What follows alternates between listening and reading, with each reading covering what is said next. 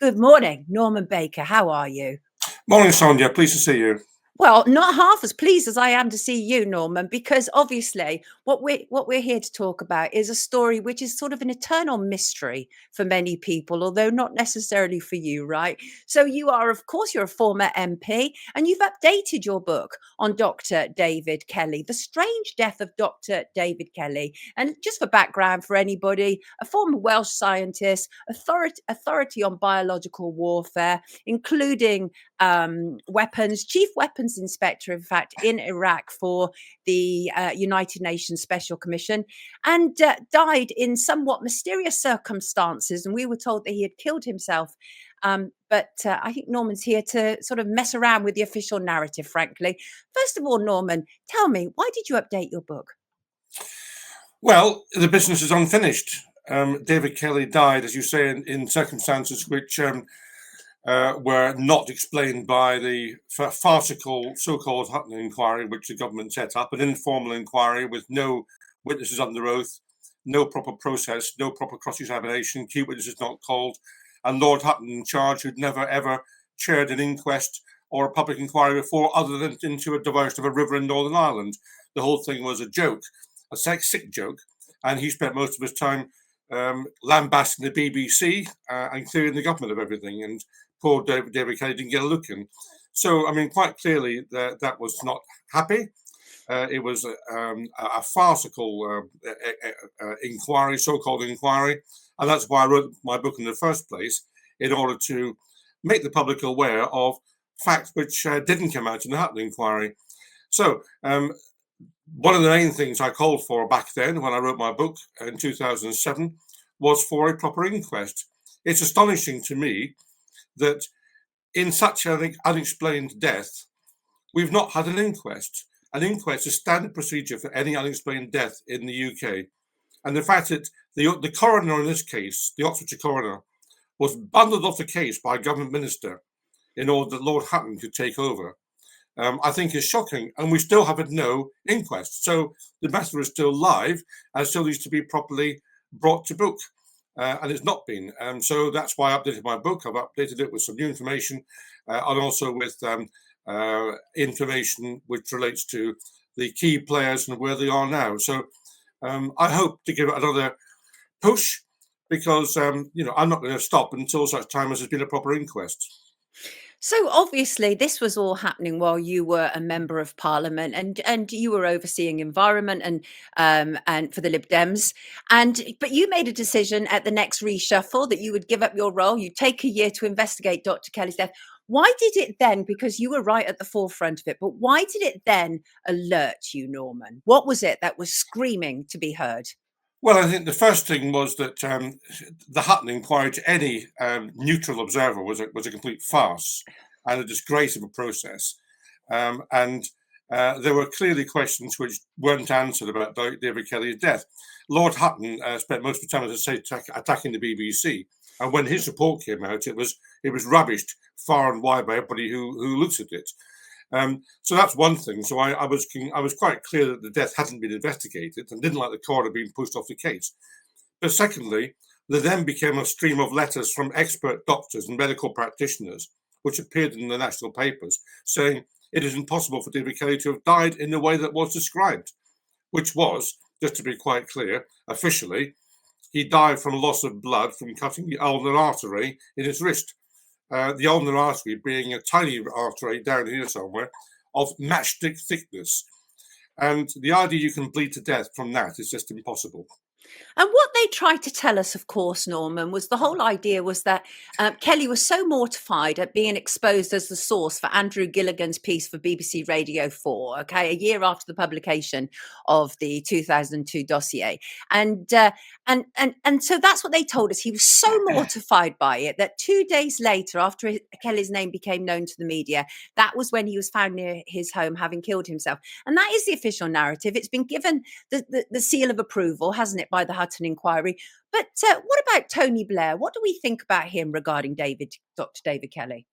Well, I'll come back to Tony Blair in a second, but just on David Kelly's state of mind, he had a difficult public engagement with the Foreign Affairs Committee Then the next day, he was attending the Intelligence and Security Committee behind closed doors. He was in much better frame of mind. He made it plain that the worst was over. That's what he was saying in his emails to people, his friends. He booked a flight to Iraq to carry on his work on behalf of the United Nations. His wife was ill, and his daughter was about to get married. And he was a member of the Baha'i faith, which regards suicide as completely unacceptable. So for all those reasons, I simply don't accept his mindset was one that was ready to commit suicide, let alone the forensic evidence we might come on to, Sonia, in a minute. As far as Tony Blair was concerned, well, Tony Blair was on a flight to Japan, I think it was, and he was telephoned, I think, on the plane, or however they contact people on the plane, to be told of this officially. This is the official version. But the interesting thing about this is that this is a Friday morning. On the Friday morning, Lord Hutton was found in his office in the House of Lords.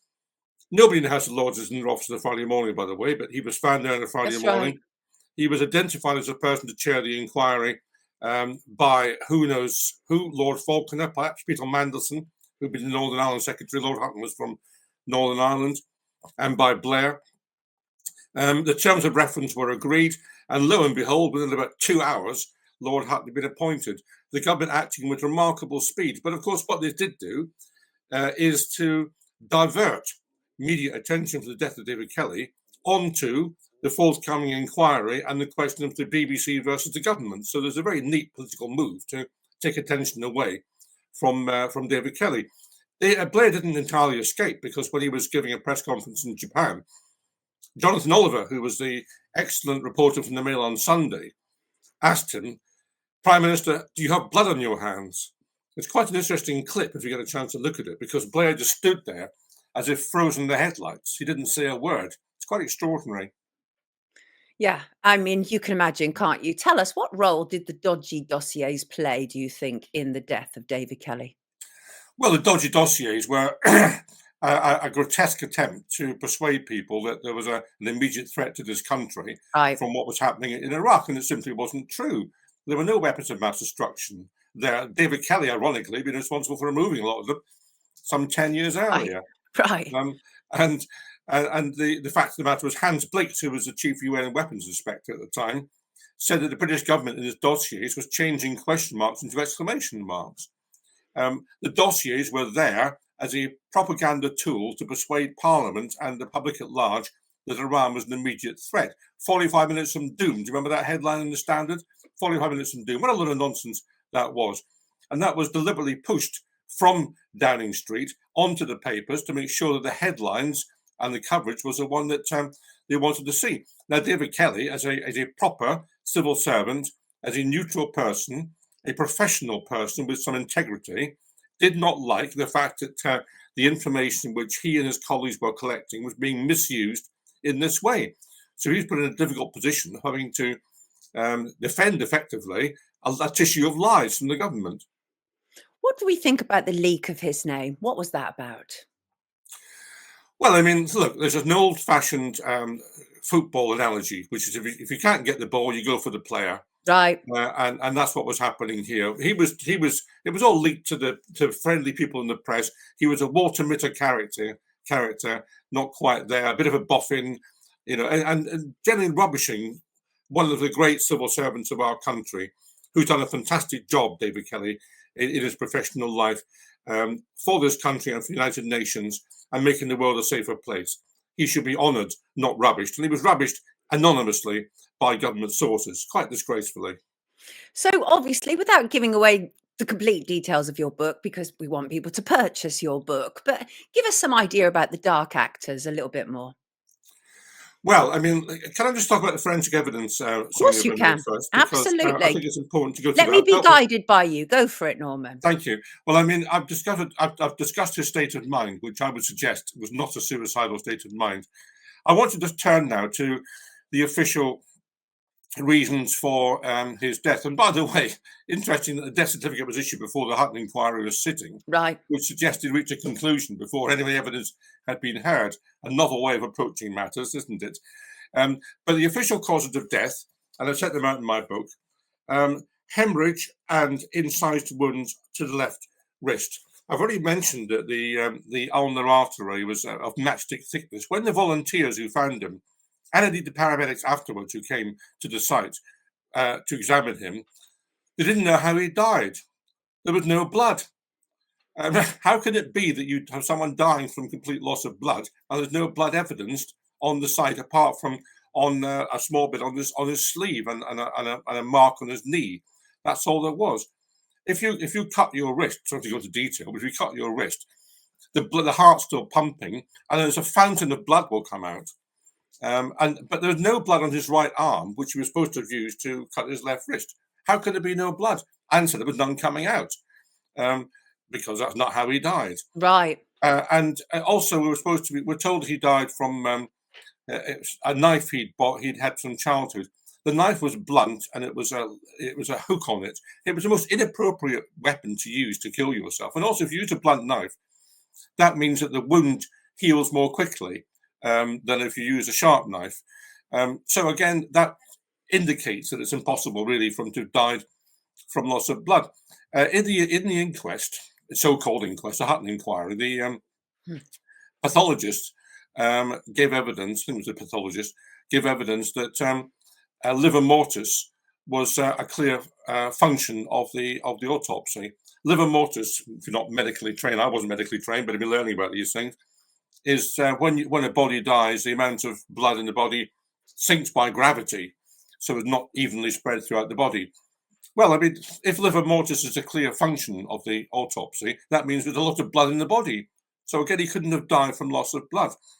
We're then also told that he took, well, we're invited to believe, I put it this way, he swallowed 29 proximal tablets, because there were 3 blister packs of 10 found in his pocket with 29 tablets conveniently missing and one left to identify what it was. Very happy to have that one left for the police as a clue. 29 tablets. But we were also told at the Hutton inquiry there was less than a fifth of a tablet in his stomach. So what happened to the 28 plus bits of tablets which weren't in his stomach? Where are they? He also had an aversion to swallowing tablets. His wife gave evidence at the Hutton inquiry that he had an aversion to swallowing tablets so strong you wouldn't even take a tablet for a headache. So the idea that he would use a blunt knife to inflict a wound on himself with some pain. And by the way, just I forgot to mention, he's supposed to use his right arm to do that. My Pedersen, one of his best friends, who, by the way, wasn't asked to give evidence at the Hutton inquiry, although she offered to do so, would have told the inquiry, because she told me, I talked to her for an hour afterwards, that David Kelly had an incident 2 or 3 weeks earlier and damaged his right arm. And when they met, he couldn't even cut steak with his right arm. So the idea that he would use his right arm to cut into his left wrist is just beyond belief. So he wouldn't have done that. He wouldn't have swallowed tablets. There was a small water bottle, which was not even finished. So he'd taken 29 tablets, apparently, without swallowing very much water. I mean, the whole thing is just a complete shambles. It's unbelievable. I mean, it's so obviously not true. Well, the thing is, I think for me personally, it was one of the first stories when I absolutely realized without a question how easy it is to manipulate the public with information. And obviously, first of all, the weapons of mass destruction, 45 minutes, as you say, the headlines, all of that was absolute manipulation of us. And then we were manipulated into believing that this was a straightforward situation where he'd taken his own life. His family, I think, still believe that he took his own life, though, don't they? Well, Mrs. Kelly, his wife, ex-wife, I suppose now you have to say, she changed her story, to be perfectly honest with you. I don't want to be too intrusive, but I mean, on the day he was not there, he'd gone for a walk and not returned, she was peculiarly unworried about that. Although his normal walk had taken about an hour and he'd been gone for several hours, she wasn't particularly worried, which suggests that she might know where he was, or that she had some reason to think he was not damaged or not injured. It was only subsequently at the Hutton inquiry when she said, "Oh no, she'd been terribly worried. He'd been very depressed, etc., etc." Well, she didn't show that on the day, and it was still about midnight till the police were called, and it's a very, very long time till the police were called. Some 8 or 9 hours later, before a call was made to the police to alert them to his disappearance. Other members of the family have wanted to talk to the press. In one case, the BBC sent a reporter up to Newcastle for an agreed interview. And when he got there, the member of the family said, "I'm sorry, I can't speak to you. My Mrs. Kelly told me we can't talk to you." Right. So she's Right. operated as a kind of block on anyone in the family talking to the press. Interesting. Now, what I mean, we're obviously just kind of guessing here, but do you think it's fear? Well, I mean, it could be. There's a number of explanations. It could be that she's very loyal to the state and had been persuaded that it was in the country's interest not to dig all this up. I mean, she was a loyal citizen, I think, as far as I can tell. It may well be that the Minister of Defence said, "Well, if you commit a suicide, there's no pension rights." But of course, if we're able to smooth the whole thing over, then perhaps pensions can be paid. I mean, who knows what the reason was? She didn't. Exactly. Exactly. It's very difficult, isn't it, when you are actually in those positions and you're moving in those circles. And Kelly moved in some interesting circles. What was the Rockingham cell, Norman? Well, I won't go into that now, if I may, but there's a reference to that in my book. I mean, Oh, he did move in okay. One of interesting those. circles. Fine, fair enough. No, no, no. I'm not. Keep some things back. Absolutely, keep some things back. Fair enough. Fair enough. So, what would you like to see done? Obviously, you said you want to keep the story alive. How are we going to get to the bottom of this, though? Because the Hutton inquiry is essentially said, right, that's it. It solidified the narrative. Where do you go from now? And Lord Hutton, of course, has required all the papers to be sealed for 70 years Wow. before anyone can see them. I 70 years. I didn't When the realize normal it was 70 years. Right. when the normal freedom of information requirements in this country suggest papers are released after about 20, 25 years these days. 70 years. So we'll all be dead before anything comes out, if it ever comes out. And of course, I should just say something did come out from a freedom of information request I put in. I discovered, Lord Hutton didn't discover this. I discovered this after his so-called inquiry. There were no fingerprints on the knife he's supposed to have used to kill himself. There were no fingerprints in the water bottle. No fingerprints anywhere. So, and he wasn't wearing gloves. Are we to believe that David Kelly scrupulously wiped everything clean of his fingerprints that he was using? I mean, it's just an insult to the public to believe It all is an this. insult, but that in itself tells us something as well, is that they believe so much in the power of the media that they controlled, that they could do this to us, right? Yes, well, I mean, they're probably right because they've got away with it, haven't they, so far? Um, Exactly. I mean, the reason I want to keep the thing going is partly justice for David Kelly, and it's partly because I believe in truth in public office. But it's also, I think, a good time to reactivate the story because it may well be that people who didn't want to say anything in 2003, 2004, 2007, when I did my book, maybe with the passage of time, they're more prepared to be open about what happened. Yeah. People have retired; they're no longer worried about their job and so on. So I'm hoping that this will generate some honesty from some people who know what went on. Well, people loyalties change, don't they? I mean, that's the interesting thing always. Look, Norman, very much appreciate you having us with us this morning. This is Norman Baker, everybody, and he's updated his brilliant book, The Strange Death of David Kelly. I will put a link in the description at the end of the stream. Thank you so much for joining us, Norman. Take good care Thank of you, Sonia. yourself. Have a Thank good you. Christmas. Bye You bye. too. Take care. Lovely to Bye. have him with us. Right.